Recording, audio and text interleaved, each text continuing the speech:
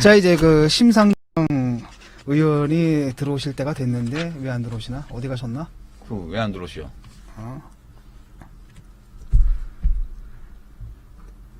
그 진짜 페이스방류 하면 페이스방류 조사해야 되는 사람들이 또 한패야. 그게 진짜 문제라고. 오셨습니다. 여기 오십시오. 오십시오. 아, 기 바쁜 중에 우리 후보님 여기 계셔도 됩니까 지금? 예. 우리 또 시민님 오신다 해가지고. 어제 뉴스에 보니까 뭐 이렇게 어떤 후보하고 같이 길거리에서 시민들하고 막 인사하고 다니는 거 나오대. 당연하죠. 예, 오늘 빨리 좀 거리로 나서 주세요 두 분도. 오늘 초대 손님부터 소개해드리겠습니다. 철의 여인, 국민 누나 이 두 단어만 들어도 떠오르시죠? 방송 이후에 천호선 대표와 함께 가장 많은 게스트 섭외 요청을 받으신 분입니다. 그 몇 년 전이죠. 그 새내기 때 사진을 공개하셨는데 영화배우 수혜 씨를 떠오르게 하는 미모로 화제가 되기도 했던 정의당 심상정 원내대표님 자리하셨습니다. 안녕하세요. 네 반갑습니다. 수혜 씨 알아요? 개인적으로? 수혜 씨 잘 알죠. 그래요? 제 젊을 때 모습 아닙니다. 우선 우리 그 노유진 정치 카페를 사랑하는 우리 시민들께 정말 감사의 말씀드립니다. 저도 언제 나오냐는 얘기를 굉장히 많이 들었는데요. 제가 우리 그 지역구에서도 우리 노유진 정치 카페에 대해서 진짜 많은 말씀을 하세요. 여기 계신 세 분이 뭐 인기도 있으시고 말씀도 잘하시지만 내용이 좋다는 겁니다. 많이 배우고 있다 이렇게 말씀을 하셔서 우리끼리 띄워주고 오늘 자꾸 아니 저는 진실만 말하는 국회의원 심상정입니다. 두 분하고는 제가 한 가지 청컨대 우리 노유진 정치 카페를 사랑하는 만큼 또 이 정치 카페 내용을 공감하는 만큼 우리 정의당을 사랑해 주십시오. 우리 노예찬을 국회로 보내주십시오. 나오셔가지고 약까지 팔아주시고.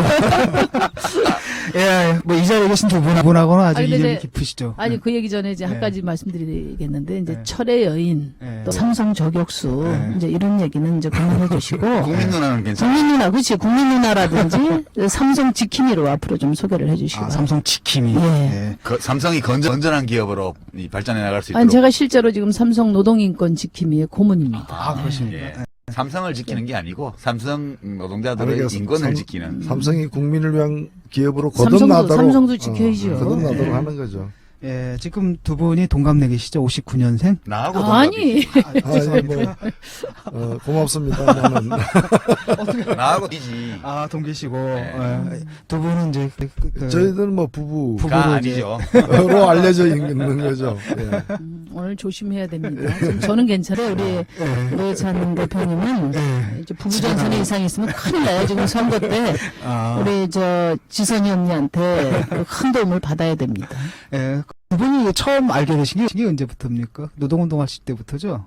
그렇죠. 저는 그때 직접 바로 만나지 못했지만, 또 그 선호련의 심상정을 모르면 안 되죠. 그때 모르는 하는 사람이. 그럼 두 분은 언제? 우리는 한강 다리 위에서 처음 만났는데. 1980년 5월 15일 밤 10시 한 단.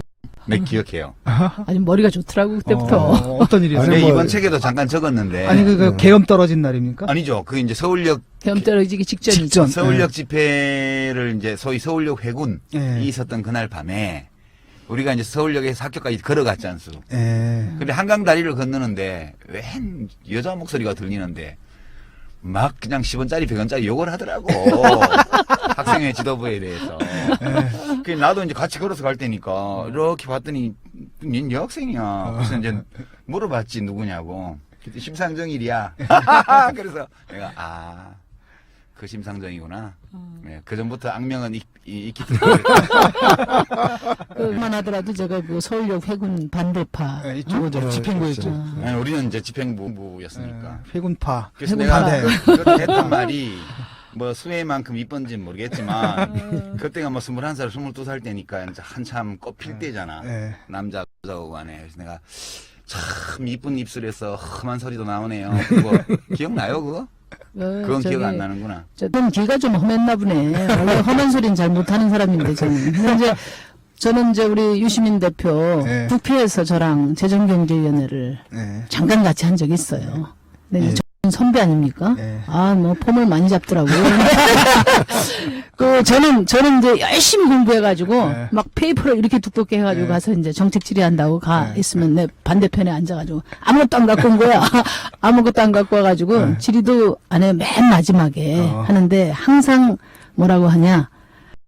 존경하는 심상정 의원께서도 말씀하셨듯이 이 얘기를 꼭 붙였어요. 예. 그때 하여튼 이제 저는 그때가 좋았습니다. 대통령한테 이제 입각 준비하라는 일을 받은 후라서 예. 그 이제 복지위를 나와서 재경위에 와 있으면서 그냥 뭐 아무것도 하면 안 되는 거야. 곧 정부로 가야 되니까. 근데 이제 그때 우리 심상정 의원이 초선 때인데 환율 관리 문제 가지고 되게 얕은 그 외평채 문제를 가지고 재경부를 혼을 내더라고. 나는 그 문제 생각 안 하고 있다가 그날 들어가서 이렇게 듣고 있는데, 진짜 심각한 문제네. 그런 생각이 들어서 청와대를 갔다는 거 아니에요. 그 얼마 후에 가서 심상정 의원이 며칠 전에 국회에서 아주 재경부 장관을 잡았는데 얘기를 들어보니 이현주 장관 때인가? 그 다음 이제 2005년 한덕수. 2005년 여름이었어요. 얘기를 들어보니 심상정 의원 지적이 다 맞습니다. 지금 환율이 점진적으로 내려오는 건 괜찮은 건데 자꾸 재경부에서 이 환율 시장에 개입을 해가지고 외환 시장에 수출업체들 배불려 주려고 외평채를 자꾸 팔아서 국가채무 기록만 올라가고 이게 금융부채니까 이제 재정부채하고는 달라서 괜찮긴 한데 그래도 이건 아닌 것 같습니다. 지금 환율이 900원대로 내려오는 거는 정상적인 겁니다. 대통령이 그때 말씀이 나도 궁금해서 그걸 한번 물어봤는데, 뭐, 재경부의 국장 하나가 뭐, 그걸 하고 있다고 그러더라고. 내가 하지 말라고 그랬는데, 내가 다시 한번 챙길게. 그래서 그 뒤에 못하게 했어요. 그래서 그 얘기를 하자면 또 한두 끝도 없어요. 아니, 유능한 국회의원이라. 지금 임기 2년 차시죠? 의원으로는. 네, 그렇습니다. 그동안에 이제 환노위 정의당 배제 사건도 있었고, 세월호 국조 투기 때문에 바쁘시기도 했고, 그런데 뭐 의원실 제공으로 가끔 이제 특종도 나오고 그래요. 그 원내 대표 활동 1년 어떻게 생각하십니까? 스스로 자평을 하신다면. 지난번 팟캐스트 7편인가요? 예. 그때 디펜스 21 예, 김종대 예, 예. 대표하고 같이 할 때 역시 남자분들이라 군대 얘기를 참 재밌게 하셔서 잘 들었는데 그때 우리 유시민 대표가 GOP 근무 경험을 이야기하면서 많이 배웠어요, 저도. 근데 그거 들으면서 제가 내가 지금 국회 내 GOP에 근무하고 있구나. 그런 생각을 하게 됐어요. 최전선에 있으면서 장비도 변변치 않고. 정의당 소초. 그다음에 관심 정당들의 또 핍박도 받아야 되고, 그다음에 또 뭐 때로는 또 유령처럼 살아야 되니까 그런 생각을 하게 됐습니다. 그 소수 정당으로서의 뭐랄까 비애라고 할까나 뭐 그런 거겠죠. 자, 그럼 이제 100분 토론, 100분 토크죠. 본격적으로 시작하겠습니다. 오늘 100토의 주제는 삼성입니다. 삼성 이건희 회장이 쓰러진 지 지난 11일로 2달이 넘었죠. 근데 지금 처음에는 뭐 금방 깨어나실 것처럼 이렇게 보도가 되더니 근데 뭐 별로 이렇게 차도가 없으신 모양이에요. 그래서 지금 리더십의 공백 상태가 좀 장기화되고 또 얼마 전에는 어닝 쇼크라고 하죠. 그러니까 삼성전자가 발표한 올해 2분기 실적이 예상보다 크게 못 미치는 것으로 나타났습니다. 그래서 삼성 위기론이 본격적인 이슈가 되고 있는데요. 대충 삼성전자의 이른바 위기를 바라보는 시각은 두 가지로 엇갈리는 것 같습니다. 한쪽에서는 이번에 실적 하락이라는 게 아주 일시적인 현상이고 곧 회복될 것이다 이렇게 보는 견해가 있는가 하면 다른 한편에서는 그동안 삼성이 고수해왔던 이른바 삼성웨이가 막다른 골목에 다다랐다. 그래서 대변혁 없이는 이제 기업이 살아남기 힘든 위기까지 왔다. 이렇게 보는 시각도 있습니다. 뭐 어떻게들 보시는지 좀 여쭤보고 싶습니다. 일단은 심상정 의원께. 이번에 이제 영업이익이 8조 이하로 떨어진 게 2년 만에 처음이라고 그래요. 근데 원래 뭐 갤럭시 5가 큰 성과를 못 낼 거라는 것을 예견은 했다고 하는데 이거를 그냥 일시적 하락이라고 보기에는 여러 가지 상황이 녹록지 않은 것 같습니다. 지난번에 홍콩의 어떤 조사기관에서 조사한 걸 보니까 1분기에 중국의 스마트 시장 점유율이 삼성이 18위로 1위는 했어요. 근데 스마트 시장에 진입한 지 3년밖에 안 되는 샤오미. 중국 제품이죠. 이게 11%로 3위를 했거든요. 그래서 맹추격을 하고 있고, 제가 최근에 시진핑 오실 때, 그 전후에서 이제 보도된 건데, 이제 중국이 직접 정부가 개입을 하기 시작했습니다. 그래서 통신업체의 그 마케팅 보조금, 이거 축소하라는 지시가 내렸어요. 그러니까 중저가 중국 상품들을 보호하기 위한 조치니까 삼성이나 뭐 애플 같이 이런 그 업체들에게는 큰 타격이 되지 않겠나. 그리고 한 가지만 제가 더 말씀드리면은 지금 삼성이 실제 긴장하고 있는 거는 그 대만의 홍하이 그룹이라고 있습니다. 근데 그 홍하이 그룹이 OEM 방식으로 제조하는 1위 업체인데 최근에 그 최태원 회장의 SK CNC 주식을 한 4.9% 정도 샀어요. 근데 이게 뭘 의미하냐면은 이 홍하이 그룹이 반도체 분야에 진출하려고 하는 겁니다. 그래서 아마 이 4.9%는 SK 하이닉스를 겨냥한 게 아니냐. 이렇게 보고 굉장히 긴장하고 있어요. 예전에 우리가 쌍용자동차, 상하이차가 쌍용자동차 사서 뭐 먹튀 논란도 있었는데 지금 중국보다 우리나라가 여러 면에서 한꺼풀 정도 기술 우위인데 이것을 이제 확보해 가려고 굉장히 혈안이 돼 있거든요. 그런 점에서 지금 아이폰 6가 아주 혁신적인 모양으로 나온다는 얘기도 있고 여러 가지로 볼 때 매우 좀 긴장하고 있는 거 아닌가 이렇게 봅니다. 그 블룸버그 통신에 의하면은 이제 하이엔드 제품 시장에서는 좀 애플한테 추격당하고 있고 그 다음에 또 저 중저가 스마트폰 시장에서는 또 그 파워 브랜드가 잘 먹히지 않는 양쪽에서 좀 어려움을 겪고 있다라고 하던데요. 근데 삼성이 참 대단한 기업이죠, 삼성전자가. 왜냐하면 2분기가 4월에서 6월까지 영업이익이 7조 원이 넘는데 이게 어닝 쇼크라는 거예요. 한 분기에 석 달에 7조 원이에요. 그러면 1년에 30조 원 이상의 이제 당기순이익을 올려야 그게 최소한이고, 그러니까 어마어마한 기업인 거죠. 어쨌든 뭐 스마트 업체 중에는 1위 아닙니까? 세계. 그리고 이제 삼성그룹이 이제 대기업 집단별로 보면 공정위 자료나 이런 걸 보면 지난해에 삼성그룹이 올린 그 계열사가 올린 당기순이익의 합이 2위부터 9위까지 모든 재벌 그룹이 올린 당기순이익의 합보다 커요. 그렇습니다. 이제 이게 우리 현실이거든요. 네, 그렇습니다. 이제 그런 상황에서 우리가 이제 삼성을 문제 삼는 이유가, 어떤 분들은 오해하기를 저 진보정당은 맨날 잘 나가는 기업 뒷다리 잡고 괴롭히려고 그래. 이제 이런 인식이 한편에 좀 있어요. 그리고 반기업 정서 선동한다 이러는데 그게 아니고, 이렇게 비중이 큰 기업이기 때문에 이 기업이 장기 발전 전망을 가지고 건전하게 발전할 수 있냐 없냐가 우리 국민 경제 전체로 봐도 매우 중요한 이슈이기 때문에 사실 우리 정치카페에서 삼성을 다루는 거지, 이게 다른 이유가 있는 게 아니라는 점을 좀 분명히 하고 싶어요. 진짜 대단한 기업이거든요. 옛날에 제가 이제 독일 이제 갈 때마다 보면은 이제 가잖아요, 백화점에. 한 소니하고 노키아만 있었거든요. 삼성 저쪽 구석에 있었고. 소니 기울어지는 거 그 다음에는 이제 뭐가 되냐면 이제 애플하고 그 다음에 소니가 한동안 있다가 요즘 이제 소니하고 노키아가 없어졌더라고요. 그래서 삼성, 애플하고 삼성만 지금 와 있더라고요. 그런 상황이고 엄청난 기업인 것 같은데. 삼성이 우리나라 GDP의 18%를 사실상 만들어내는 그런 기업 집단이고, 그리고 그 주식 시가총액이 우리나라 전체 그 주식 시가총액의 20%라 그래요. 그러면 기업 가치가 대한민국에 있는 기업들 전체 기업의 약 20%가 이제 삼성이라는 얘기인데 그만큼 비중이 크다는 얘기죠. 건물로 따지면 대형 건물이니까 그게 무너지면은 피해도 더 큰 것이고 화재가 나도 그게 훨씬 대형 사고가 나니까 그 대형 건물에 대해서 관심을 더 갖고 안전을 갖다가 진단하는 거는 그건 그 사회에서 당연한 일인 거죠. 특히나 지금 이건희 회장이 2달 넘게 지금 어떤 상태인지 정확하게 정보가 나와 있지를 않죠.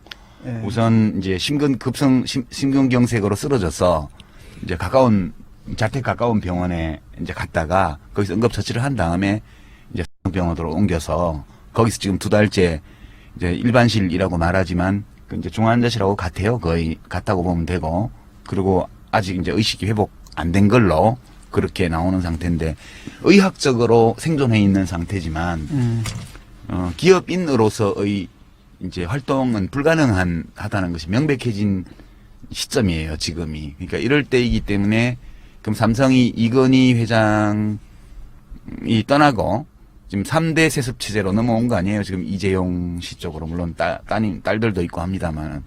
그러니까 국민들이 관심이 집중될 수밖에 없어요. 이 기업이 이런 경영권 교체기, 뭐 나쁘게 말하면 세습 시기를 어떻게 넘어가면서 좀 더 건전한 쪽으로 발전해 갈 수 있느냐, 이게 사실 국가적인 관심사라고 말할 그래서 수 있죠. 우리 노유진 정치 카페에서 이 삼성 문제를 다루는 취지를 다시 한번 좀 분명하게 말씀드리고 싶은데요. 우리는 삼성을 악으로 규정하는 게 아니죠. 그렇죠.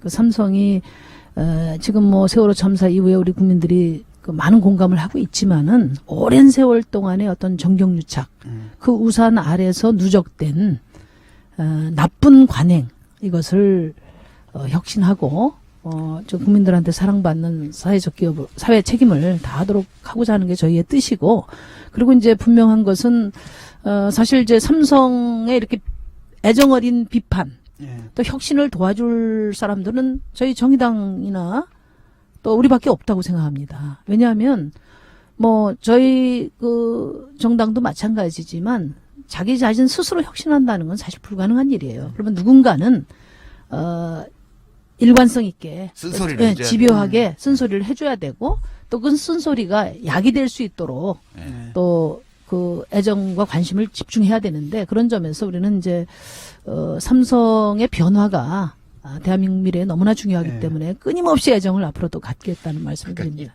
이 오늘 팟캐스트를 그 홍나희 여사나 이재용 씨나 이부진 씨가 꼭 들으셔야 돼.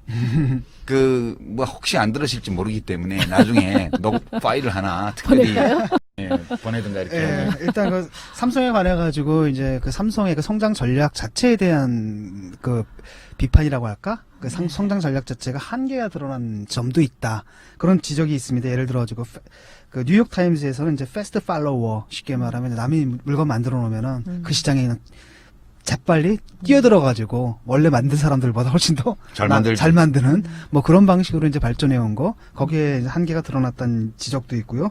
그런가 하면은 그 2008년이죠. 소니의 몰락과 삼성의 급부상 원인을 분석한 책, 삼성과 소니에서 장세진 교수 분 같은 경우에 뭐라고 했냐면, 삼성이 아직도 뭐 하드웨어 강자지 이제 소프트웨어 쪽은 아직 그 떨어진다, 이런 것들이 그 삼성의 그 성장 전략 자체가 갖고 있는 한계에 대한 이제 지적들도 좀 나오고 있습니다. 근데 저는 이제 이 문제와 관련해 가지고 우리가 그러면 삼성의 시장 점유율이 계속 유지되거나 더 확대되고 또 삼성의 분기별 영업이익이 계속해서 이렇게 신장하는 쪽으로 가면 그러면 그 좋기만 한 거냐라는 거죠. 왜냐하면 삼성이 안고 있는 또 다른 여러 문제들이 이런 그 삼성의 또 후계구도 정립되고 또 이렇게 권력이 교체되는, 이른바 상속이 되는 아들로 상속이 되는 그런 자녀들에게 상속이 되는 이런 어떤 체제 변화 속에서 그런 과거에 잘못된 관행이나 이런 것들이 그대로 둔 채 그냥 영업이익만 늘어나고 성장만 하면 되는 거냐라는 거죠. 근데 이제 그게 그런 지점에서 저는 이것이 어찌 보면 삼성에게는 하나의 기회일 수 있다. 삼성이 이제 이건희 체제에서 이재용 체제 내지 다른 체제로 넘어가는 것 자체가 필요한 변화를 이룰 수 있는 기회일 그렇죠. 수 있죠. 묵은 것을 갖다가 이렇게 또 낡은 것을 버리는, 그리고 새롭게 이제 거듭나는 기회일 수 있고, 그런 점에서 어찌 보면 사회적 관심이 가장 필요할 때가 지금이다라는 거죠. 삼성에 대해서. 그래서 제가 삼성 전망과 관련해서 한 말씀 드리고 싶은데, 이제 애플과 삼성 소송전이 치열하잖아요. 근데 이제 저는 뭐 그 맥락이 이해가 됩니다. 왜냐하면 이제 아까도 말씀하신 것처럼 그 애플이, 그러니까 스마트폰이라는 게 세계를 손안에 쥔 건데 이걸 가지고 완전히 세계를 이제 지배하겠다, 이런 생각을 가졌는데 삼성이 이제 바로 쫓아와서 이른바 그 추격 경제에 아주 전범을 보여줬죠. 그렇죠. 전범을 보여주면서 해서 시장 1위까지 나갔단 말이죠. 그러니까 아마 이제 그 애플로서는 이제 삼성의 추격을 이렇게 단절시키는 그런 차원에서 지금 아이폰 6도 그런 전략의 일환이라는 그런 그 평가가 있어요. 그런 점에서 이제 중요한 것은 지금 이 영업이익 지표보다 더 중요한 것은 이제 포스트 스마트 시대에 어떻게 할 거냐. 스마트폰 같은 경우도 이제 그 기술력에서는 정점에 왔기 때문에 이제는 기술 경쟁이 아니라 마케팅 경쟁으로 이렇게 지금 치닫고 있는데, 그 포스트 스마트폰 시대가 준비돼 있느냐. 예. 그게 이제 또 이재용 체제의 대안이고. 근데 그 점과 관련해서 우리가 이야기하는 어떤 삼성의 어떤 적 책임을 담보한 그 대전환 이것을 요구하는 것은 이제 그런 미래는 인문학적인 말하자면 가치와 철학을 바탕으로 하지 않으면 열리지 않는다. 그게 이제 애플의 교훈이기도 하다. 저는 그렇게 생각합니다. 예, 근데 그럼 지금, 말씀하세요. 예, 그런 맥락에서 이제 우리가 꼽아야 될 게 이제 삼성의 그동안 어두운 측면으로 알려져 왔던 아니, 것들. 그 전에요. 예. 어두운 측면 넘어가기 전에 이 삼성그룹이라는 기업은 좀 자세히 들여다볼 필요가 있는데요, 사실은. 예. 이제 일반적으로 국민들은 선대 창립자인 이제 이병철 회장이 뭘 이렇게 하고 이건희 회장이 이어받아서 뭘 하고 이제 3대로 넘어가고 이 정도만 알고 계시잖아요. 근데 삼성이라는 기업을 이렇게 보면 처음에 이제 제1제당하고 제1모직 아니겠어요? 네. 특히 제당은 국내 독점 기업에 해당되는 거였고 그 이병철 회장이 거기서 돈을 모아가지고 맨 먼저 한 일이 이제 국내 그 은행 시중은행 주식 총량의 절반을 사들여요 처음에. 맨 먼저 금융으로 갔고요. 그다음에 이제 레저나 이런 쪽으로 조금 손을 대다가 60년대 후반부터 이제 전자 쪽으로 전기 전자 쪽으로 관심을 기울여서 처음에 삼성이 이 트랜지스터 라디오 생산이라는 이 전자 쪽으로 진출할 때 그때까지 그게 이제 중소기업 업종이었거든요. 그래갖고 막 중소기업에서 난리가 납니다. 데모를 하고. 그래서 삼성이 국내 시장에는 제품을 팔지 않는다. 수출만 100% 한다는 약속을 하고 이제 전자산업에 진출을 해요. 그리고 이제 그렇게 해서 조금씩 가다가 이제 70년대 초 들어오면서 이 반도체 쪽으로 이제 눈을 돌려가지고 미국서 반도체가 78년에 만들어졌죠. 만들어지긴 그때 만들어졌지만 이제 70년대 초부터 관심을 기울여서 미국의 이제 과학자들을 막 한국인 과학자들을 백지수표 주고 스카우트 해오고 일본서 기술사 오고 이렇게 해가지고 맨 먼저 한 일이요. 우리가 보통 웨이퍼라고 그러는데 이렇게 반도체 결정을 키워요.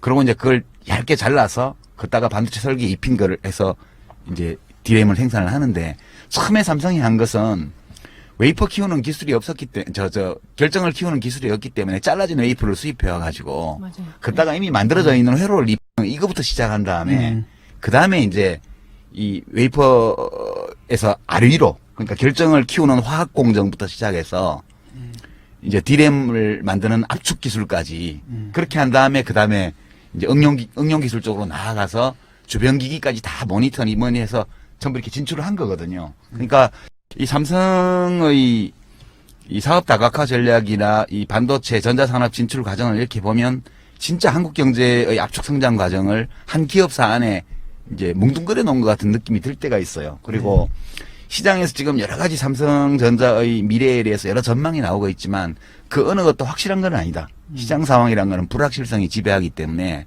우리가 삼성의 미래에 대해서 시장에서의 미래에 대해서는 지나친 낙관도 또는 지나친 비관도 뭐 별로 좋은 건 아니고 그리고 아무도 상황을 알지 못해요.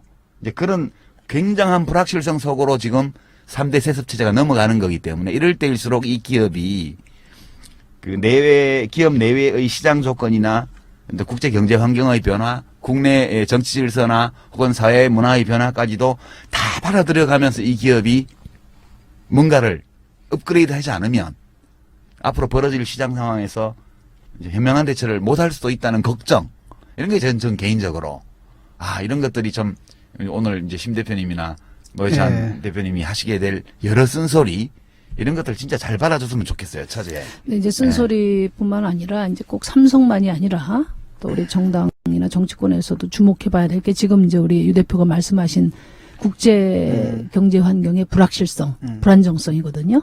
그거 이제 제가 잠깐 좀 저도 고민이 많아서 말씀을 드리면은 그러니까 지금 이른바 테이퍼링, 미국이 양적 완화를 종료한 이후에 이제 그 경제 정세가 매우 지금 불확실하다는 거 아닙니까? 올해 안에 양적 완화를 종료하고 내년에는 초저금리로 가겠다는 거예요. 그러면 16년 이후에는 어떡하냐?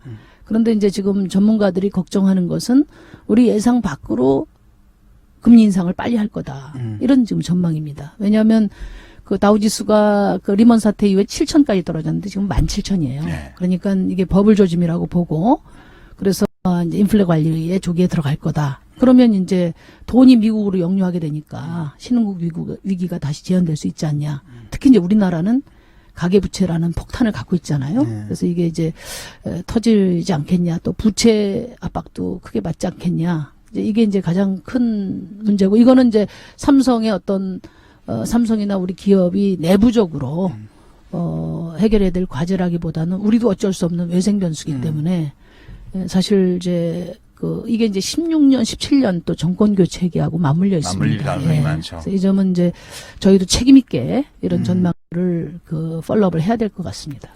예, 뭐 다시 이제 삼성으로 돌아와가지고 우리가 이제 그 삼성 하면은 이제 끔찍하지.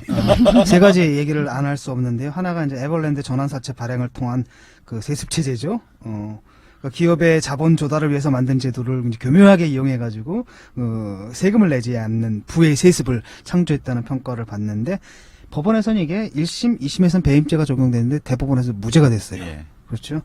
두 번째가 또 노회찬 대표 사건입니다. 삼성 엑스파일 사건이죠. 기억 안 나시는 분들을 위해서 좀 정리하자면 97년 대선을 앞두고 당시 중앙일보의 홍석현 회장과 삼성그룹의 이학수 부회장이 이건희 회장의 지시에 따라서 수백억 대의 정치 자금을 대통령 후보에게 제공하고 검사들에게 뇌물로 주는 내용이 담긴 녹취록을 말하는데요. 이게 이제 97년에 안기부 미림팀이죠. 여기서 불법도청에서 만든 테이프인데 추억의 이름이야. 그 MBC 이상호 기자, 고발뉴스 하고 계신 이상호 기자가 기자하고 여기 계신 이제 노회찬 대표가 폭로했던 사건인데요. 이것도 역시 이제 황당해졌죠. 예. 그 국회의원은 유죄로 의원직 박탈이 됐고 수사를 지휘한 사람이 바로 지금 법무부 장관 황교안 씨예요. 또 있습니다. 또 누굽니까? 이 사건이 이제 2005년도에 네. 벌어져서 2005년도 12월 달에 이제 당시 그 검찰에서 특별수사본부장으로 임명된 이제 현 황교안 법무부 장관이 네. 이 사건을 한 6개월 정도 수사해서 발표를 했는데, 그 발표한 그 발표문에 보면은 저하고 네. 또 이걸 함께 이제 공개했던 이상호 기자 등 언론인, 즉 특가검사 명단을 갖다 공개한 사람들은 다 유죄로 이렇게 발표를 하고, 여기에 연루되었던 검사라거나 이런 사람들, 의혹을 받았던 사람들은 조사 수사도 하지 않은 채 그냥 이건 뭐 공소권 없음으로 이렇게 처리를 갖다 했어요. 그 발표를 2005년 12월 달에 했는데, 그때 그 한나라당에서 나경원 의원이 이 원내 아마 공보 대변인, 원내대변인가 맡고 있으면서 이 검찰 수사 결과 발표에 대해서 검찰의 수사가 참 잘 된 것 같다. 예. 잘 된 거지, 그 사람들이. 아, 그렇습니까? 예. 너무 정직한 분이다. 예. 그래서 그게 참 굉장히 기억에 남아요. 예. 예. 아니, 속으로 잘 된 수사라고 생각하더라도 우리가 보통 말하면 안 되는데. 화장실에 가서 웃고 예. 겉으로 나와서는 검찰 수사 결과를 겸허히 뭐 어떻게 하겠다는 둥 예. 보통 하나만 하는 소리를 하잖아요. 예. 근데 그렇게 표정 관리가 안 될 정도로 정직한 분이야. 아, 그래서 정말. 요즘에 자주 보시면서 기억이 새록새록 하시겠어요. 예, 그래서 저는 그때 이분이 성품이 참 착해가지고 누굴 나쁜 얘기를 못 하는구나. 예, 그리고 마지막으로 가장 최근이죠. 삼성이 자랑하는 문호조 경영의 낱낱이 드러낸 2012년 S그룹, 삼성그룹이라고 예, 또 삼성그룹. S그룹이라고 해놨냐. 그 노사전략 문건이죠. 여기 계신 이제 심상정 원내대표께서 그 JTBC의 9시 뉴스를 통해 가지고 폭로함으로써 이제 세상에 드러낸데요. 이 세 가지입니다. 하나씩 한번 짚어볼까요? 첫 번째 문제는 사실 그렇거든요. 3대 세습이 일어나는 나라는 전 세계, 스웨덴도 있나? 전 세계 남조선하고 북조선밖에 없다. 그래도 사권력하고 공권력은 예, 좀 다르지. 예. 그런데 이 문제는 어떻게 생각했어요? 아주 한간에 또 시중에 굉장히 널리 퍼져 있는 건데, 쉽게 말하면 이렇게 재벌 세습을 했을 경우에 경영 능력이 없는 사람이 이걸 넘겨받을 경우에 좀 문제가 생기지 않느냐. 그러니까 아주 까놓고 얘기를 하자면은 이재용 씨에 대한 경영 능력에 대한 있냐? 불신이 좀 있어요. 그런 부분들도 좀 있거든요. 이제 원래가 사실은 그 발달한 자본주의 국가에서도 소유와 경영은 기본적으로 분리가 돼야 되고, 경영은 경영을 잘하는 유능한 사람이 그 소유와 무관하게라도 이제 고용이 돼 가지고 이게 경영을 일정하게 책임져야 되는데, 우리나라는 보면은 능력이 있든 없든 관계없이 그냥 핏줄을 타고 이렇게 소유권자의 아들이나 소유권자 자신이 이렇게 경영을 하는 식으로 해왔죠, 이제. 해왔고, 그것이 지금 드러나고 있는 거죠. 사실 가족 경영으로 굉장히 유명한 그 스웨덴의 발렌베르 같은 경우에도 보면은 그 집안도 5대째 세습은 하고 있지만은 그냥 아무한테나 주지는 않거든요. 그 완전 대학 다닐 때부터 시작해서 또 대학 졸업한 후에 그 일정한 국제 금융 능력을 쌓는다거나 이런 여러 문제들에 대해서 자력으로 돌파해가지고 어느 정도 검증이 된 그런 가족 구성원에게 이제 경영을 맡기는데 우리나라는 이제 그냥 아들 하나니까 네가 해라 뭐 이런 식인 거죠. 그러니까 저 기업이 언제 어떻게 될지 잘 모른다는 거죠. 그러니까 뭐 듣자 하니까 이분이 이제 손대는 사업마다 이렇게 성과를 좀 못 낸 측면이 좀 있고 그런데 이렇게 거대 그룹을 끌고 갈 수 있느냐라는 이런 이제 우려가 좀 있는 것 같습니다. 그러니까 이병철 회장은 이제 창업을 한 절대군주였죠. 그다음에 이제 이건희 회장은 상속을 받은 절대군주였고요. 그래서 이제 3대째로 내려오는데 문제는 이재용 씨 이건희 회장이 아들이 하나밖에 없잖아요. 그래도 이병철 회장은 아드님이 셋이나 됐단 말이에요. 그 중에 그래도 제일 난 사람으로 그래도 3대 1이라도 경쟁이 있으면 없는 것보다 좀 낫지. 근데 이게 지금 혼자라. 아니, 딸도 따님들도 있는데. 그래서 지금 여성 경시 그 얘기하는 건데 시중에는 발언 이재용 씨보다 그러니까 이부진 씨 쪽이 좀 더 똘똘하지 않냐. 그런 이야기들도 많이 퍼져 있어요. 예. 근데 이미 재산은 본인들이 알아서 집안 문제니까 자신들이 이렇게 그 나눠 가지도 되는데 경영을 갖다 꼭 딸까지 포함한 가족 중에서 해야 되냐 이거죠, 사실은. 아니 근데 하고 싶은 걸 어떻게 말려요? 자본주의 법으로 이게 못 막는 걸. 세금만 제대로 냈으면 뭐라고 할 수 없는 거예요. 문제는 세금을 뭐 몇백억도 안 내고 막 수십조짜리를 지금 상속을 한 거기 때문에 문제가 된 거지. 그냥 자본주의 사회에서 자기 재산인데 그걸 아들이든 딸이든 상속하면서 상속세만 제대로 냈으면 누가 말하고 말 못하죠. 나머지 문제는 바람직하냐 아니냐 그런 평가의 문제인 거죠. 그러니까 이제 이재용 부회장이 세간의 이런 이제 그 문제인식에 대해서 진짜 깊이 경청을 해야 된다고 봅니다. 그 이제 뭐 할아버지처럼 할 수도 없을 테고 또 아버지처럼 은둔의 재앙이 될 수 없지 않습니까? 그렇기 때문에 이제 그 경영 세습을 완료하는 이 전환기에 말하자면 이재용 구상을 이제는 좀 더 개방적이고 또 그 국민과 함께하는 그런 방향에서 아마 자기 철학과 비전을 내놔야 될 거예요.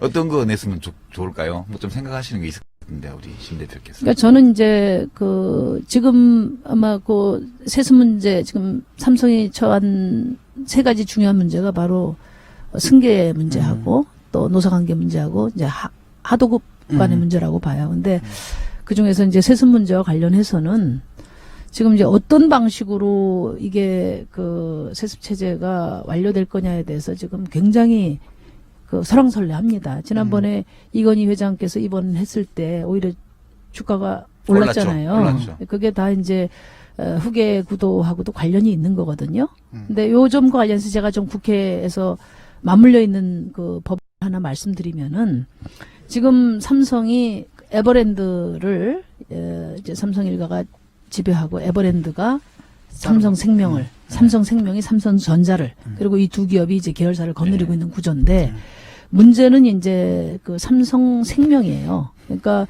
현재 국회 보험업법이 하나 이제 그 제출돼 있는데 개정안이 제출돼 있는데요. 뭐냐면 삼성생명이 삼성전자를 7.2% 지분을 가지고 있습니다. 근데 현재 보험업법의 그 자산운용 규정에 따르면은 이 금융기업이 계열사 지분을 자기 총자산의 2% 이내밖에 못 갖게 돼 있어요. 그러면 지금 삼성생명이 지금 시가 한 193조 정도 되거든요. 그럼 2% 한 4조 정도 됩니다. 4조 이내만 가져야 돼요. 그런데 지금 7.2%를 시가로 계산해 보면 한 19조 됩니다. 그런데 그러면 한 15조를 팔아야 되잖아요. 근데 그걸 어떻게 유지하고 있냐? 이게 이제 대단한 그 대한민국의 진수를 보여주는 그런 건데 현재 그 보험업법 규정에 그러니까 감독 규정에 이 보험업에 대해서는 시장 가격이 아니고 취득 원가로 계산하도록 할 거예요. 그러니까 지금 모든 금융기업이 계열사를 그 계열사 지분을 가질 때는 그 시장 가격으로 다 하도록 돼 있는데 오로지 보험업에 대해서만은 이제 취득 원가로 그것도 감독 규정에 놔둔 겁니다. 그래서 지금 이게 유지가 되고 있는 거거든요.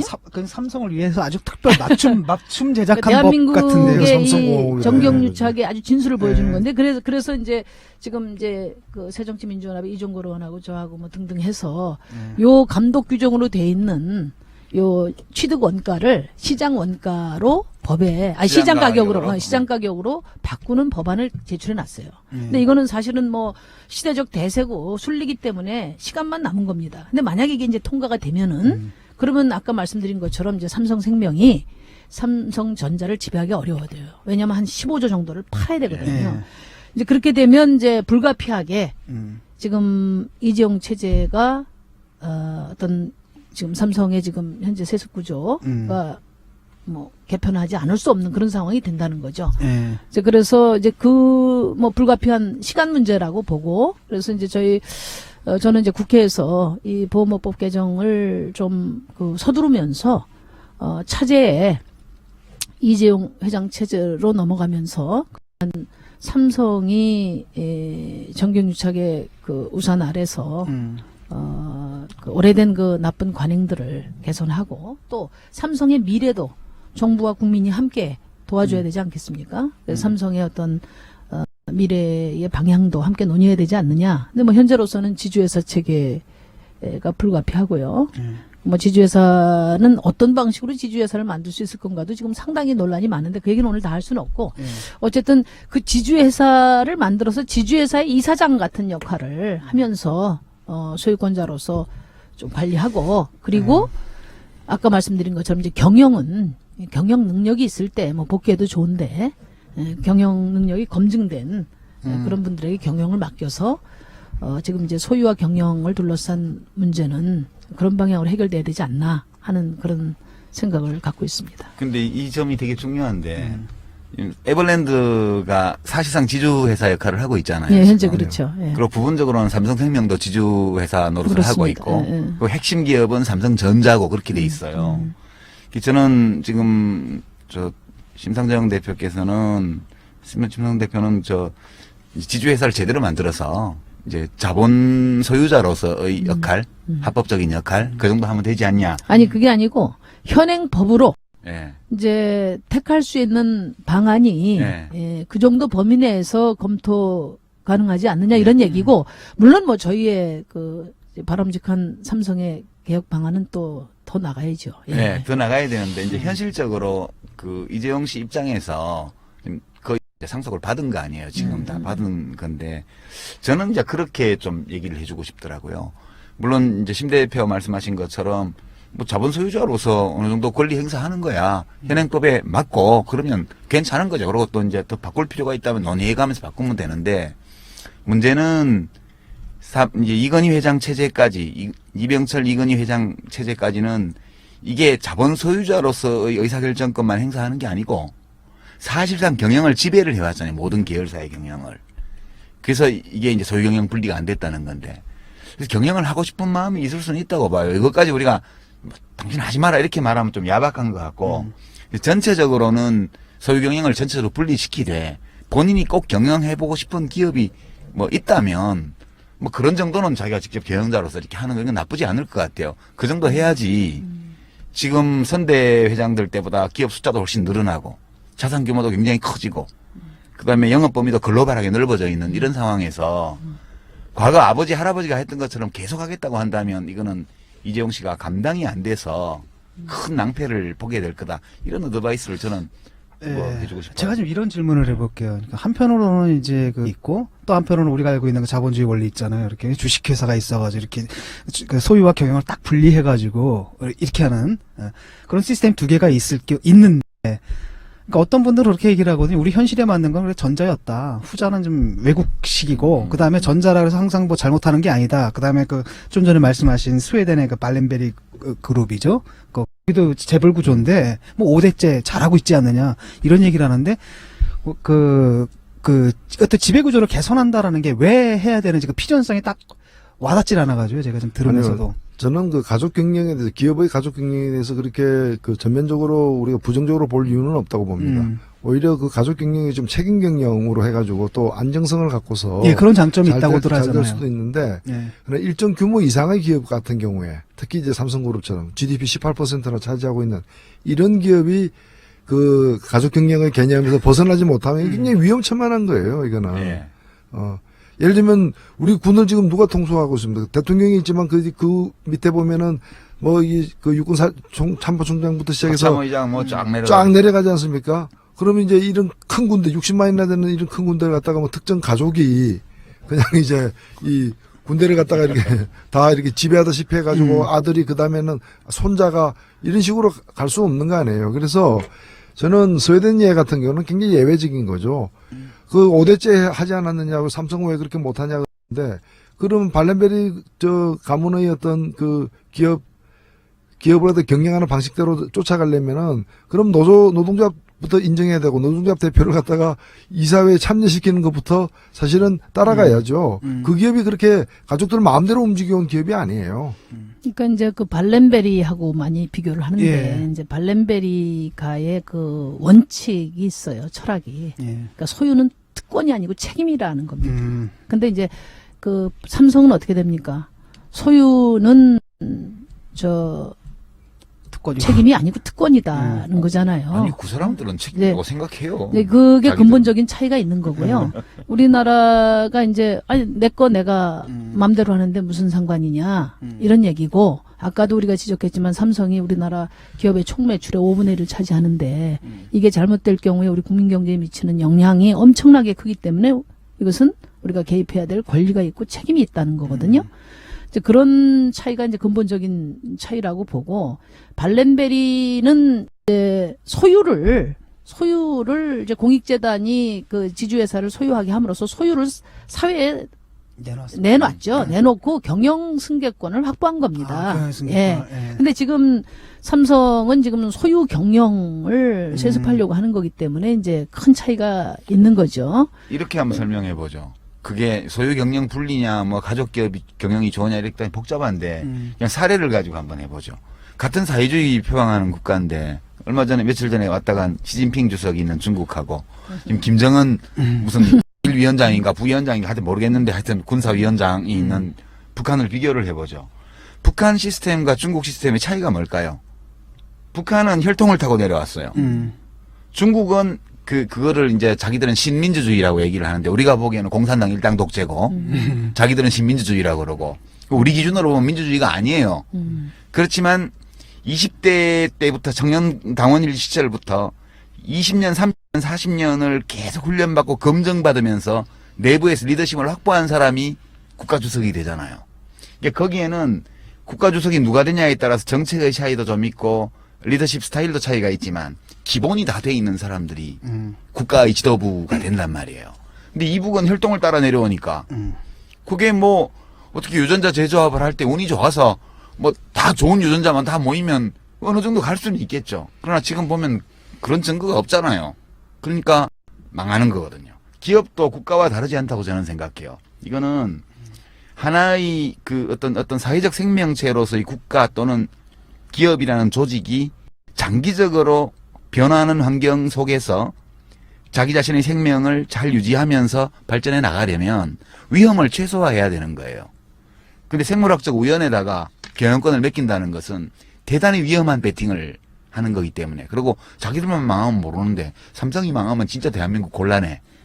그래서 우리가 사회적 위험을 최소화하는 경영권의 승계가 뭘까? 그런 점들을 같이 고민하는 거고 그 점에 관해서 생물학적 혈통을 따라 내려가는 경영권 승계가 좋지 않은 아주 위험한 행동이라는 거는 저는 많은 사례에서 입증된 거라고 저는 봐요. 근데 요거 한 가지 이제 그 발렌베리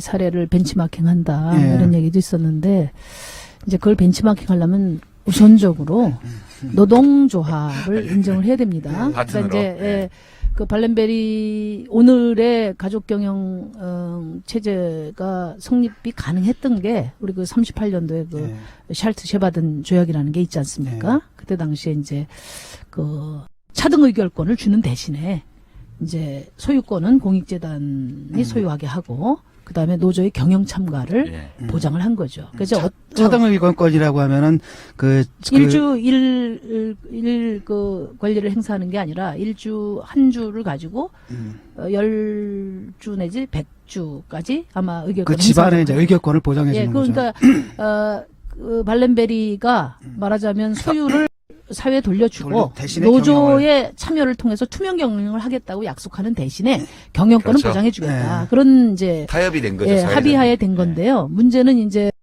이제 30년대에 스웨덴 노사 문제가 굉장히 심각했죠. 복잡했어요. 예. 근데 이 샬트 셔바든 조약 이후에 사실은 그 갈등 사회가 또 고속 성장을 뒷받침, 이 샬트 셔바든 조약이 그걸 뒷받침하면서 복지국가로 가는 아주 결정적인 계기였거든요. 네. 그러니까 노동조합, 무노조 경영을 하고, 또 노조 내 눈에 들어가기 전에는 노조를 인정할 수 없다는 이런 기조를 가지고는 발렌베리를 감히 이제 언급할 수가 없죠. 예. 그래서 이 점과 관련해서 지금 삼성의 노조 탄압이 주요한 사회적 이슈가 될 수밖에 없는 국가적 이슈가 될 수밖에 없는 이유라고 봅니다. 사실 이게 뭐 벤치마킹을 갖다가 삼성그룹이 발렌베리를 벤치마킹 하는 게 아니고 마치 자신들의 여러 문제들을 갖다가 그 발렌베리 사례를 거론하면서 감추는 거예요. 사실은 이게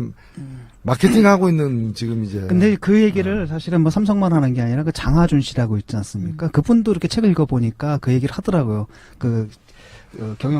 승계. 아니, 세습을 갖다 인정해 주되 사회적 대타협을 하자 이런 주장을 하시더라고요. 아니 삼성그룹 자체가 지금 헌법 안 지키고 있는 헌법 위에 있는 헌법 위에 조직이야. 있는 근데 조직이잖아요. 이제 장하준 헌법이 적용이 안 되는 이게 미수복지구예요 지금. 대한민국이 아니에요 이게.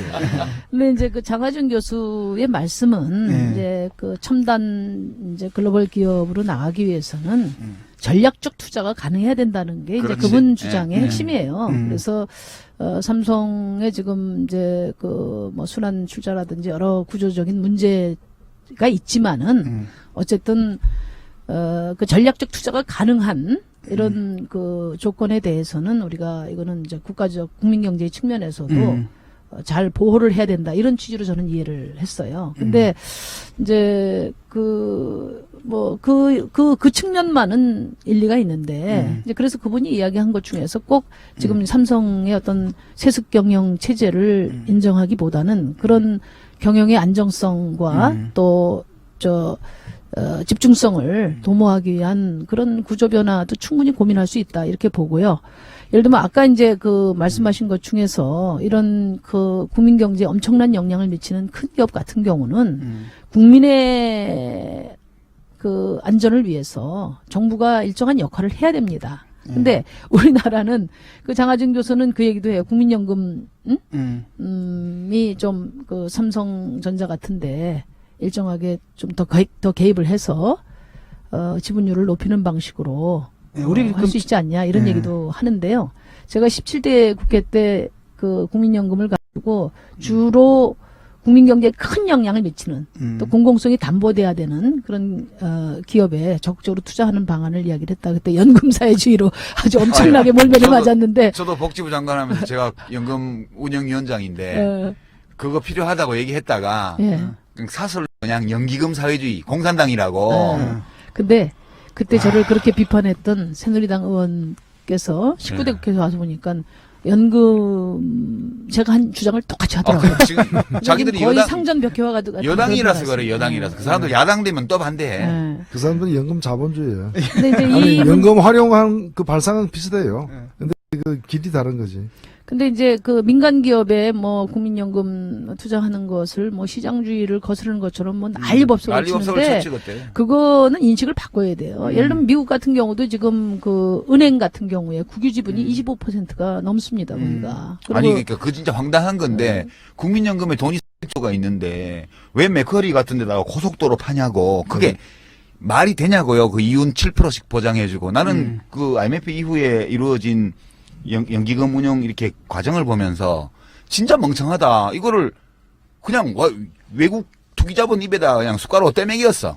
그래서 그 SOC 투자를 국민연금 기금 가지고 좀 하자. 그랬더니 그것도 안 된대요. 그때는 2006년도 얘기하니까. 예, 지금 뭐 그래서 지금 제가 요 얘기 조금 제 견해를 말씀드리면은 그래서 그 어떤 삼성처럼 글로벌 첨단 경쟁을 하는 그런 기업의 경우에 전략적 투자가 가능할 수 있는 그런 배려가 있어야 된다는 점에 대해서는 저는 그 상당히 공감을 하는 편입니다. 다만 어떻게 할 때 그게 가능하냐? 그것이 예를 들면 노조 탄압이라든지 뭐 하청 착취하는 거. 불공정 거래라든지 또 정치 자금 갖다 매기는 거. 갖다 매기는 거 이런 것들을 다 그다음에 뭐 덮어버리거나 합리화해서는 안 된다는 편법 거고요. 상속, 예. 탈세. 예. 그래서 이제 제 생각에는 지금 순환 출자와 같은 그런 아주 위험한 승계 방식을 개선해야 되고 이재용 체제가 이런 모든 문제들을 긍정적으로 국민의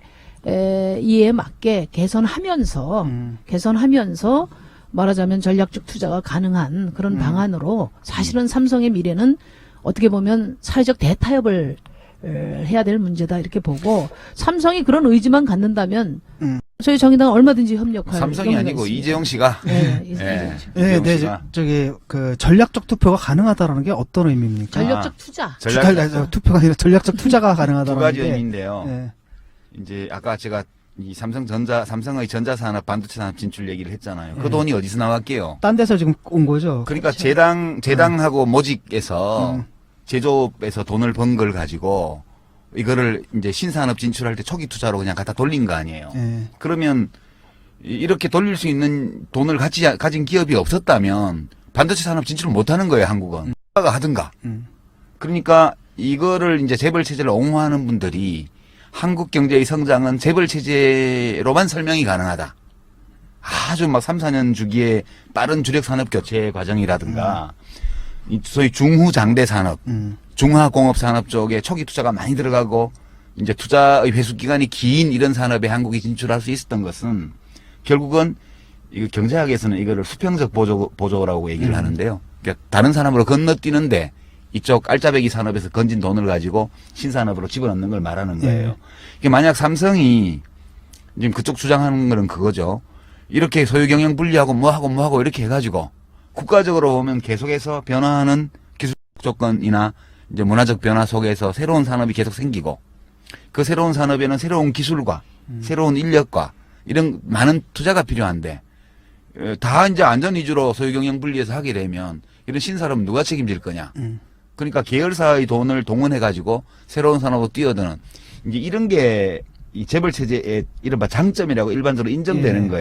이걸 삼성그룹이 앞으로 할 수 없게 된다면 그럼 삼성은 기존에 가지고 있는 기업이 하고 있는 사업에만 만족해야 되고 새로운 사업으로 못 나갈 거다.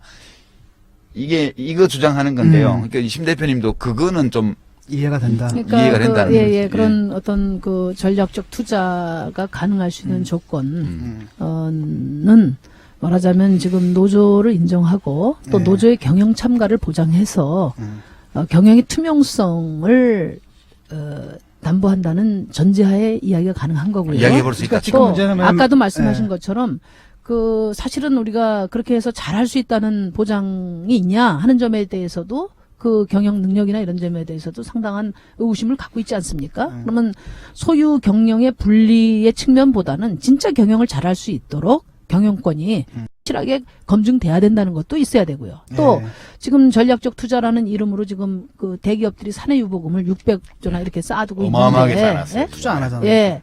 그 투자는 대체로 어디로 가냐면 부동산 투기나 이런 데 가지 지금 지금 그 어떤 고용을 창출하는 그런 투자 여력으로 작용하지 않는단 말이죠. 그러니까 이런 점들에 대해서 투명하게 국민들하고 내놓고 이야기를 한다면 또 아까 얘기한 국민연금까지를 포함해서 저는 바람직한 그런 그 타협안이 나올 수 있을 것이다 이렇게 봅니다. 예, 지금 그 전략적 투자가 갖고 있는 그 또 다른 어두운 측면이라든지 네. 물론 그 부작용 같은 게 있고요. 그 부분을 지금 노사관계 문제랑 그 연결을 시키지 않았습니까? 그 연결고리를 좀 더 설명해 주셔야 될 것 그러니까 같아요. 노사관계에도 당연히 문제가 되는데요. 네. 우선 이제 그 경영이 투명해야 되죠. 네. 투명해서 말하자면 스웨덴 발렌바리처럼 이 성과가 국민들에게 국민들이 그 함께 누릴 수 있도록 그 투명성이 보장하기 위해서 노조 경영 참가를 인정한 거 아니겠습니까? 네. 그 담보로. 그래서 그 SEB인가요? 그 저기 지금 발렌바리가의 그 금융 회사가 있는데, 은행이 있는데, 그 은행의 그 미국 총괄 책임자가 어디 보도 보니까 그런 얘기를 했더라고. 이사회를 닦았는데 노조 대표가 와 있는 걸 보고 깜짝 놀란 거예요. 그랬는데 의사결정도 노사가 상생하는 방향으로 결정하는 걸 보고 더 놀랐다는 겁니다. 그러니까 이런 그 근본적인 어떤 그 발상의 전환이 이루어져야 되고, 삼성 같은 규모의 또 영향력을 가진 그 기업이라면은 국민과 함께 가겠다는 의지가 선행이 돼야 된다. 그렇다면 얼마든지 좋은 타협안이 만들어질 수 있다. 이렇게 봅니다. 뭐 충분히 말씀하실 것 같아요. 이 정치자들이 오해하실 분 아무도 없을 것 같아요. 지금 우리가 삼성 문제를 다루는 기본 시각이 삼성이라는 기업의 미래, 사회적 정의, 이제 국가 경제의 어떤 안정성, 이런 모든 문제를 종합적으로 우리가 생각할 때 이 문제를 제기하면 안 되기 때문에 하는 거지. 무슨 미워가지고 뭐 어떻게 삼성 선봐야 된다 이런 거 전혀 아니라는 건 충분히 아마 청취자들이 납득하실 것 같아요. 그러니까 두 가지, 저는 이제 두 가지로 좀 알아들었는데, 하나는 이제 노조가 경영에 참가함으로써 그 경영 투명성이 우선 노조 자체를 인정해야죠. 인정. 그렇죠. 인정을 하니까 그 일단 경영 자체가 좀 투명해지는 측면이 있겠고, 또 하나는 이제 그렇게 이해를 했어요. 그러니까 사실은 경제 주체가 우리는 CEO고 그 노동자들은 아예 그냥 니들은 뭐 시다발이다 뭐 이런 식이잖아요. 근데 그게 아니라 둘 다, 그러니까 권한을 주니까 동시에 노동자들도 경영에 대한 책임감도 생기는 것이고, 그래서 경제 주체가 함께 두 개의 주체를 세우고 같이 협력하는 그런 관계로 이제 바꿔가야 된다, 이런 말로 이제 알아들었는데요. 지금 무노조 경영을 해왔단 말이에요. 이게 또 유언인가? 그렇죠, 아마? 예, 그건 뭐 창업자 유언이었죠. 이제 이병철 회장이 내 눈에 흙이 들어가는 노조 안 된다. 그 말이 이제 무노조 경영의 뭐 이렇게 상징처럼 이야기되는데, 그게 제 기억으로는 77년도에 그 제일제당 그 미원인가요? 네, 미원 만드는 김포공장에서 처음 노조를 그 시도를 했었어요. 여성 노동자들이. 미풍 아닙니까? 미풍입니다. 미풍. 왜냐면 삼성이 미원을 못 이겼어요. 예, 맞아요. 미풍이야. 제가 실수했습니다. 미풍 그 회사에서 그때 당시에 제가 이제 그 얼마 후에 구로공단에 있어서 그때 사정을 잘 아는데, 그때 한 전산업 평균 임금이 한 8만 원 정도 됐을 거예요. 근데 그때 당시에 미풍이 한 2만 원 좀 넘었습니다. 초임인데. 그래서 그때 이제 노조 만들려고 했는데, 그때 이제 말하자면 뭐 감시, 미행, 협박 뭐 이런 그동안 노조 탄압의 백화점 같은 양상이 처음 이제 나타난 거고요. 그 다음에 87년 노동자 대투쟁 이후에 삼성중공업 창원공장, 그리고 삼성중공업 거제조선소, 거기서 이제 노조 설립을 해가지고 시청에 가서 신고를 딱 하려고 했는데, 이미 신고된 노조가 있었던 겁니다. 이게 알박기 노조의 시초입니다. 오영노조, 알박기 노조. 그러다가 이제 2011년에 지금 그 복수노조가 허용되다 보니까 이제 알박기 노조가 크게 의미가 없어지고, 이제 사용자 노조를 만들어서 이제 노동자들의 자유적 결사체를 방해하고 있는 거죠. 근데 이제 지금 삼성의 무노조 경영은 사실 무노조 경영이 아니에요. 지금 30개 계열사 중에 노조가 있는데 한 10개가 10개 정도 될 거거든요. 뭐 개중에는 오용도 있지만은, 예를 들면 뭐 삼성 일반 노조라든지 또 금속노조 산하의 그 에버랜드 지회라든지 최근에 노사 타결한 그 서비스 지회, 삼성전자, 이런 것들이 있어요. 그래서 엄밀하게 말하면 무노조를 지향했지만 무노조 그를 실현하지는 못했고, 이제 노조 탄압 경영이라고 봐야 되지 않나, 이런 그러니까 생각이 노동자를 그 기업의 파트너로 인정하지 않는 것은 지금도 변함이 없어요. 뭐 내 눈에 흙이 들어가기 전에 노조를 인정할 수 없다 했지만, 흙이 눈에 들어간 지 오래됐죠.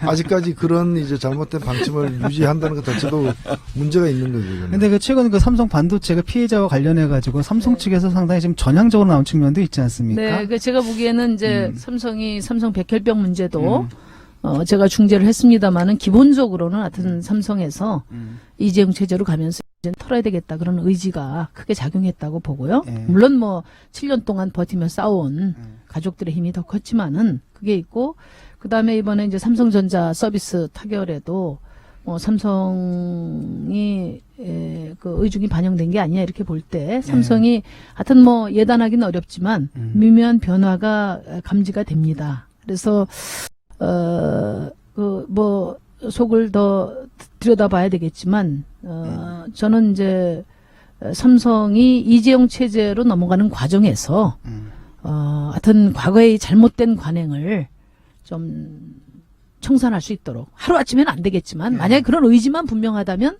앞으로 그것을 크게 기업에 충격이 가지 않도록 점진적이고 단계적으로 안내할 그런 충분한 의지와 용의를 갖고 있다는 점을 거듭 말씀드립니다. 그 왕조 교체기에 개혁이 이루어지는 경우가 많았잖아요. 옛날 이제 그 중세기나 네. 이런 데에도 네. 원래 왕조 교체기라는 게 그 옛날 왕이 이제 나이가 많고 그리고 그 왕을 모시던 신하들이 이제 기득권 체제를 딱 구축하고 이렇게 있으면 이 바닥에서 무슨 변화가 일어나도 그거를 이제 반영을 잘 못해요. 이제 그러다 보니까 이게 이제 적폐가 쌓여 있다가 이제 왕이 교체될 때, 그러니까 이제 임금님 돌아가시고 이제 왕세자가 임금될 때, 이럴 때 이제 왕세자를 옹호하는 세력들이 쫙 올라오면서 이제 임금님 이런 거는 좀 고쳐야 됩니다. 이럴 때 이제 민심을 얻기 위해서 쫙 발표하면서 좀 바꾸잖아요.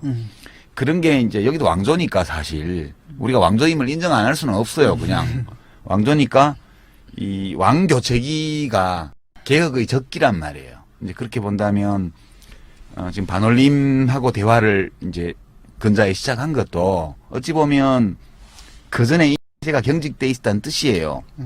이제 21살, 22살, 23살 이런 여성 노동자들이 취직한 지 1년, 2년도 안 돼가지고 백혈병 급성으로 걸렸으면 일단 우리가 가진 상식으로는 이게 뭐 역학조사를 해봐야 원인이 이 작업장에 있는 건지 뭐 이게 복잡하잖아요. 암이라는 게.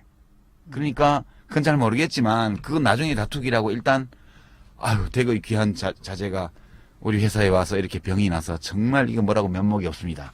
저희가 해드릴 수 있는 거 우선 해드리고 이렇게 하는 게 상식 아니겠어요. 근데 이 상식이 무시 체제를 갖고 있었다고요. 무려 7년 동안이나. 지금 저는 이 반올림 백혈병 피해자들의 문제에 대해서도 약간 전향적인 태도로 나오는 것이 이건희 회장 쓰러져서 병원에 입원한 그 시점이잖아요. 그 전이죠, 전. 전이. 네, 뭐, 근데, 네. 좀 그러기를 바래요. 네, 저는. 네, 네. 네. 관계가 근데 있어요. 이제 그거 이제 잠깐 말씀드리면 정치 환경도 많이 달라졌어요. 제가 삼성 백혈병 그 결연을 이제 새누리당 의원들한테도 소명해 달라 이렇게 이야기를 했잖아요. 근데 새누리당 의원들도 이제는 이제 삼성이 이런 건 털고 가야 된다는 생각이 지배적입니다. 뭐 다는 아니지만은. 역시 그래서 새누리당이 혁신되면 대한민국 혁신돼. 그래서 이제 삼성 이건희 회장을 국회 국감의 증인으로 모시자 이런 거는 뭐 당연히 블로킹을 하죠. 그러나 백혈병 문제에 대해서는 이거 좀 해결해야 되지 않냐 하는 목소리가 많고 그 저한테 이제 제가 서명해 달라고 하니까 뭐라 그러냐면은 삼성을 자기들이 설득을 하겠다. 근데 만약에 안 하면 서명해 줄게. 그래서 아마 삼성에 가서도 이거 심상정 의원이 추진하는데 이거 아마 당신들 해결 안 하려면 통과될 거다. 그렇게 말했다고 저한테도 이야기를 하더라고요. 예. 그러니까 사실은 이제 이게 뭐 세월호 참사 이후에 생명 존중의 첫 번째 해결해야 될 과제니까 삼성이 이제 저는 뭐 이 문제는 이제 협상이 진행되고 있으니까 잘 해결될 거로 이렇게 봅니다. 예. 그다음에 이제 그다음에 옛날에 그런 말씀을 들은 것 같아요. 좀 심성정 의원한테 제가 직접 들었거든요. 그러니까 그 민주당 의원들 중에서 이렇게 사람들 멀쩡한 사람들 있잖아요. 그 당시에 민주당이었죠. 이 사람들조차도 나는 열린우리당. 열린우리당인가? 하여튼 그때 왜 멀쩡한 사람이 갑자기 고장난 레코드처럼 똑같은 말을 반복하기 시작하면 삼성이 다녀갔구나라고 생각하면 된다고. 그러니까 그 삼성의 로비라는 것은 사실 여야 가리지 않고 다 이루어졌던 것 같고요. 그래서 그거 관련해 가지고 엑스파일이라는 것은 이제 뭐죠, 검찰까지 다 들어온 거지 아닙니까? 떡값 검사들. 떡값 검사까지. 그래서 그 삼성이 그동안에 해왔던, 실제로 지배해 왔잖아요. 저도 방송을 하는데, 이름을 못 거론하게 하더라고요. 그래서 항상 S그룹의 L 회장 이렇게 얘기를 했어요. 왜냐면 얘기 들어보니까 광고가 끊기면 4분의 1인가 그러더라고요. 그래가지고 아예 그냥 권력이 돼버렸는데, 쉽게 말하면 공식적인 합법적인 권력이 있고, 그 밑에서 또 움직이는 이런 부분들 있지 않습니까? 그거 좀 말씀 좀 해주시죠. 예, 삼성 엑스파일 사건이 세간에 많이 유명해진 사건이긴 하지만은, 예. 어찌 보면은 그간에 이제 삼성 이건희 회장이 사법 처리받은 어떤 그 전과 기록만 놓고 보더라도 1987년 그 대통령 직선제 이후에 실시된 모든 대통령 선거에서 삼성그룹 등 대한민국의 주요한 재벌들이 정치 자금을 불법으로 살포를 했죠.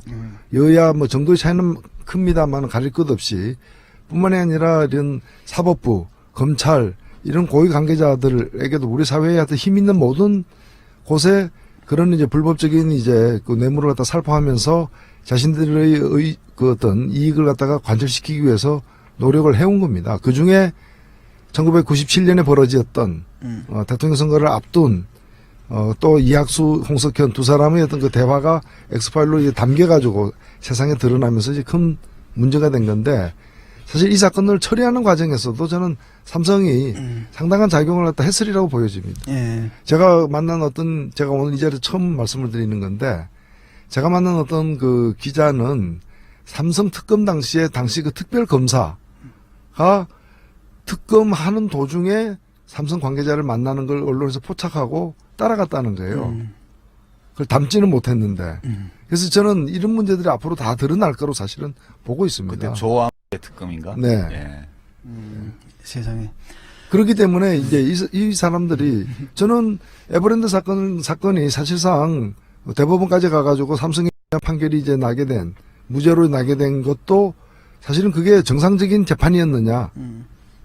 정상적이지 못했다고 보고 여기에 관련된 이 많은 것들이 앞으로 밝혀질 걸 사실 보거든요. 그런 점에서 한편으로는 뭐 밝혀질 건 밝혀져야 되겠지만은 이처럼 헌법과 법률을 갖다가 이렇게 무시하고 자신들의 어떤 이 재력을 바탕으로 해가지고 자기들이 원하는 모든 것을 갖다가 관철시켜온 법도 필요한 법은 다 만들고 또 필요하면 법을 고치기도 하고 판결도 마음대로 이렇게 자기들 입맛에 맞게 변경시켜내고 집어넣을 놈 집어넣고 뺄 놈 빼고 이런 식으로 국가 자체를 갖다가 농단하면서 이 기업이 유지되어 온 이 흑역사, 어두운 역사가 사실은 이제 우리 한국 사회의 민주주의를 위해서도 이건 더 이상 용납될 수 없는 건데 이런 것들이 지금 이제 뭐 부자 간에 이렇게 세습이 되는 그런 걸 하나의 기회로 해가지고 달라지기 시작은 해야 되지 않느냐.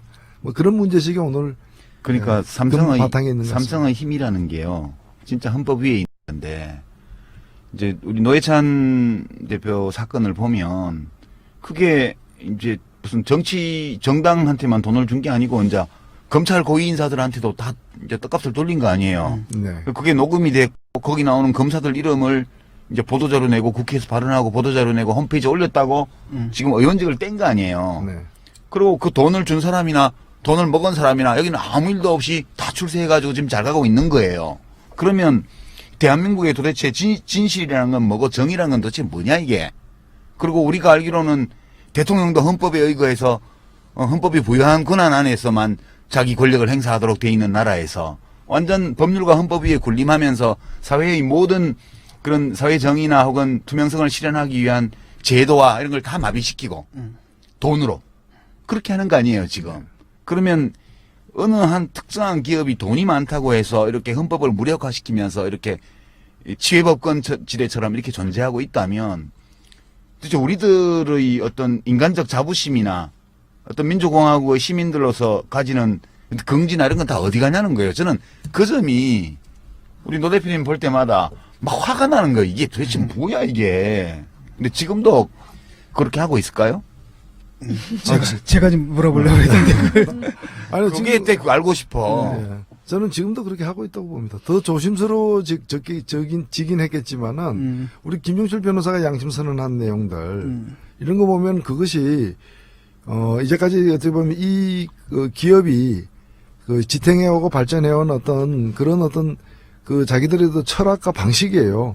그러니까 그 체질의 변화가 한 번에 오겠느냐.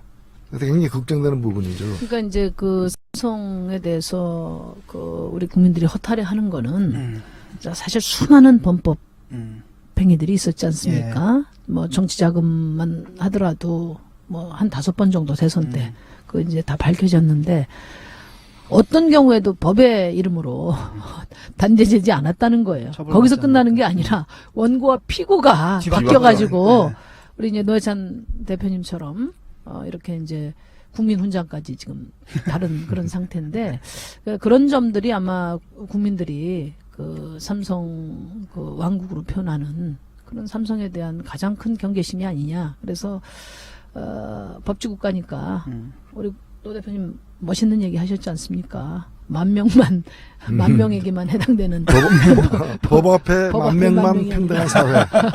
그게 아니라 만인이 평등한 사회로 가야 됩니다. 지금 뭐 관피와 척결이니 뭐 경제민주화니 뭐 세월호 참사 이후의 변화 이 모든 핵심에 결국은 오랜 세월 동안 정경유착의 그 적폐로 누적돼 예. 왔던 거를 척결하자는 건데 뭐 그런 일은 해본 사람이 제일 잘합니다. 예. 해본 사람이. 예, 몇 개 전에 마지막으로 좀 우리가 좀 안 된 문제가 하나 있는데 그걸 좀 짚고 넘어가자. 네. 하도급 문제 있지 않습니까? 네. 아까 세 가지 문제, 세습 문제, 네. 두 번째 네. 노사 문제, 세 번째 하도급 문제라고 했는데 그건 이제 어떻게 해야 되죠? 글쎄 뭐 그 얘기 지금 풀려면 시간이 뭐 절대적으로 부족한데요. 네. 그 우선 이제 그 제가 보기에는 이제 삼성이 해결해야 될 문제 중에 노사 문제는 아까 뭐 대략 이야기를 했고 이제 하도급의 공정거래를 어떻게 솔선수범해서 실현하느냐. 예. 사실은 이제 공정거래법이나 이 관련법도 사실 다 그 기준에 삼성이 걸려 있습니다. 그렇죠. 예. 그렇기 때문에 단지 뭐 하도급의 거래를 좀 투명하게 하라 이런 게 아니라 그 일일이 제가 열거할 필요가 없잖아요. 공정위에서 자료 가지러 가면은 자료를 탈취하거나 공권력에 저항하는 이런 사례 도청하는 사례 다양한 참 있을 수 없는 법치국가에서 있을 수 없는 그런 일들이 벌어졌는데 단지 삼성의 선의를 기대하는 그런 게 아니고 지금 공정 질서를 확립하는데 그 기준이 삼성에 걸려서 지금 제대로 이루어지지 않고 있기 때문에 이런 점에 대한 전반적인 개선이 필요하다. 삼성이 하는 거래가 지금 공정거래인 것. 그 하도급 거래와 관련해서 불공정 행위가 있을 때 예. 징벌적 손해배상을 매기겠다는 것이 지난 2012년에 박근혜 대통령의 선거 공약이더라고요. 공약이에요. 예. 공약이에요. 이게 세상을 바꾸는 약속이라는 그 공약집에 나와 있거든요. 이 책을 대통령에게 하나 보내드리고 싶어요. 집에 내가 갖고 있는데. 이 약속만 지키더라도 상당 부분 해결될 수 있는 부분입니다. 예. 야, 그거는 뭐 선거 때니까 뭔 말을 못해요. 그렇게 한 거지, 솔직히. 무슨 말인지 기억은 못하겠죠. 못하죠. 그냥 한 거기 때문에. 그러니까 제가 이제 예전에 노동조합 할 때 그 하청기업들하고 협상을 많이 해봤습니다. 그래가지고 이제 하청기업 분들이 뭐라고 하냐면 꼭 먹고 살 만큼만 줍니다. 나머지 다 뺏어가거든요, 원천에서. 그런데 이제 그것을 불공정 거래로 이제 법도 있어요. 불공정 거래로 왜 신고를 안 하냐. 근데 법보다 주먹이 가까우니까 그렇죠. 당장 오다 잘리고 거래를 끊어버리면 퇴출되니까 그렇게 못 하는 겁니다. 그러니까 아무리 법제도만 바꾼다고 되는 것이 아니고 말하자면 이윤 공유제를 비롯해서 근본적으로 원화청 불공정 거래가 시정될 수 있는 그런 방안이 그것도 사회적으로 합의가 이루어져야 될 거라고 저는 봐요. 아니, 삼성이 이런 걸 모범적으로 선도적으로 하면 그냥 돈 많았던 부자로서 역사에 남는 게 아니고 대한민국을 바꾼 기업인으로 이재용 씨가 남을 거예요. 저는 그렇게 생각해요. 내가 이재용이라면 그렇게 상상도 해봐요. 전혀 아니지만. 근데 그거 이제 그 비슷한 사례가 되고 싶으면. 발렌베리에 예. 있었어요. 그 발렌베리 2세가 예. 그 SEB라는 그 은행을 경영하면서 당시 그 1880년대인가로 기억하는데 그때 이제 경제 위기가 왔습니다. 그러니까 기업들이 부실 경영으로 쓰러지니까 거기에 이제 그 지원을 해서 이 기업을 회생시켜서 발렌베리 가문으로 다 불러들여요. 그렇게 하면서 이제 이분이 아주 유명한 말을 남겼는데 그만큼 경영주의 리더십이 중요하다는 얘기인데 제 아무리 그 좋은 기업주라도 살려낼 수 없는 그런 망친 기업도 있고 제 아무리 무능한 기업주라도 망칠 수 없는 그런 유망한 기업이 있다.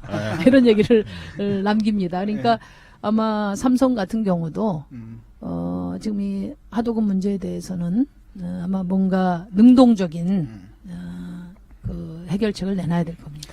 예, 한편으로는 이제 삼성이 뭐 자체 개혁을 하기를 기대하는 부분도 있겠고요. 또 다른 한편으로는 좀 사회 속에서 사회가 뭐 정치든 아니면 경제든 어떤 힘, 아까 보니까 국민연금에서 정부가 갖고 있는 게 사실 7%면은 그쪽 집안이 갖고 있는 지분보다 많은 것 아닙니까? 뭐 이런 식의 그 삼성으로 하여금 개혁을 할 수 있게끔 뭐 강제할 수 있는 힘 같은 것들은 있나요? 그 하려면 못할 건 아닌데, 그죠? 그러니까 이제 여러 가지 변수가 아까도 말씀드렸지만 삼성이 포스트 스마트 시대에 대한 이제 전망이 여러 가지로 많이 이제 그 어렵게 보는 측면이 있지 않습니까? 그리고 또 이재용 회장 체제에 대한 여러 가지 검증되지 않음으로써 우려도 있고요. 그리고 아까 얘기한 것처럼 세계 경제의 불확실성과 불안정성이 매우 높아질 거라는 그런 전망이 있고요. 그 다음에 이제 이런 것을 헤쳐나가기 위해서는 이제는 이제 아버지 시대처럼 은둔의 재앙의 방식으로는 안 된다는 거죠. 그러니까 삼성은 대한민국 국민 경제를 좌지우지할 만한 엄청난 위상을 갖고 있는 기업이기 때문에 그 위상에 걸맞게 지혜도 모으고 또 조력도 받고 또 국민들의 어떤 그 자부심으로 이 삼성을 함께 만들어 나가는 그런 열린 자세로 이후에 이재용 체제에 대한 방안을 고민을 해야 된다. 그렇다면 아마 삼성의 위기도 우리 국민들과 함께 잘 헤쳐나가고 또 국민들도 삼성의 어떤 사회적 책임을 그 받아 안으면서 아니 사회적 책임에 그 공감하면서 자부심을 갖는 기업으로 이렇게 생각하지 않겠나 이런 생각. 돈만 많으면 뭐예요? 존경을 받아야죠. 사람이라는 게 짧게 사는 건데 다 똑같아요. 오래 살아도 100년이고 뭐 7, 80년 살고 가는 건데 100년씩이나 지금. 그 아버지 할아버지가 일군 재산 받아서 그렇게 황제처럼 산다고 해서 좋을 게 뭐가 있겠어요. 이제 아버지 할아버지보다 더 존경받는 기업, 더 사랑받는 사람이 돼야 그 인생이 좋은 거죠. 그래서 제가 이재용 씨한테 꼭 이 파일 보내주기를 바라면서 한 가지 좀 이렇게 하면 좋겠다 이렇게 이야기하고 싶은 게 삼성이 사방에 돈 뿌리는 바람에 그것도 또 들키지 말아야지 녹음 비밀리에 녹음이 돼가지고 도청당해가지고 결국 공개가 되고 그 바람에 노회찬 의원이 의원직을 뺏겼잖아요. 그럼 이게 다 이 삼성 때문에 벌어진 일이야. 이재용 부회장 아버지 때문에.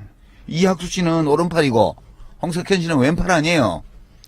이건희 회장은 양팔이 일으킨 사고로 지금 이렇게 된 건데 그러면 동작구에 지금 이제 후원회도 열렸는데 이재용 이름으로 500만 원만 후원을 받고 이게 아니야. 그럼 안 받으실 거예요? 그 돈 받고 싶지는 않고요. 아니 노회찬 후보가 받고 안 받고 기본 거 상관없어요. 자기의 의지의 표시로 우리 삼성이 이렇게 변하겠습니다. 네, 저는 오히려 그 말씀도 좋은 말씀이고 이재용 부회장한테 제가 하고 싶은 얘기는 그 아들 국제중학교 보내는 사건이 있었지 않습니까? 사실 그것 때문에 그 학교에 이렇게 갈 수 있었던 사회적 배려 대상자 학생들이 여러 명이 그 학교 못 갔어요. 그러니까 내 돈 가지고 내가 하는데 그 남이 뭐라 그러지 말아라고 얘기하지만 항상 보면은 그들이 어떤 편법과 특권을 쓸 때마다 다른 피해자들이 있다는 거예요. 또 그 피해자들의 고통과 눈물이 있다는 거예요. 그리고 이게 무슨 창피입니까? 그래가지고 이제 아들도 거기서 이제 그 아들이 또 피해자예요, 사실은. 그렇죠. 아버지로부터 이제 피해자인데 그렇게 살아서는 안 되죠. 그래서 저는 삼성그룹은 무엇보다도 뭘 하기 전에 먼저 대한민국의 법 그리고 대한민국의 민주주의에 순응해야 된다. 이제 한국 사회로 귀순할 것을 강력히 요청합니다. 그리고 그 귀순 의사의 표시로 노회찬 후보한테 500만 원. 싫다는데 왜 자꾸만 강요를 하시고 그러세요? 싫어해도 귀순하는 사람이 하는 거야. 그 귀순도 있잖아. 예, 오늘 저 삼성을 주제로 1시간 동안, 1시간이 넘죠. 넘었습니다. 1시간 넘게 토론을 했는데요. 재밌다. 삼성에 관련된 모든 거의 중요한 논제들은 다 좀 다루어진 것 같습니다. 뭐, 청취자 여러분들 삼성에 관한 의제들 어느 정도 이해를 하셨을 것이라고요. 믿습니다. 그리고 이것이 이제 삼성 문제, 앞으로 포스트 뭐라 그랬죠? 아까 스마트 시대의 삼성을 생각하시는데 이제 도움이 되셨기를 삼성이 바랍니다. 이제 머리 아파. 심 대표 혼자 국회에 있어도 지금 괴로운 게 많은데 이제 노회찬 의원까지 국회가 안 오면 둘이 손잡고 이제 더 법도 많이 내고 그럴 거 아니야. 예. 그걸 노심초사라 그럽니다.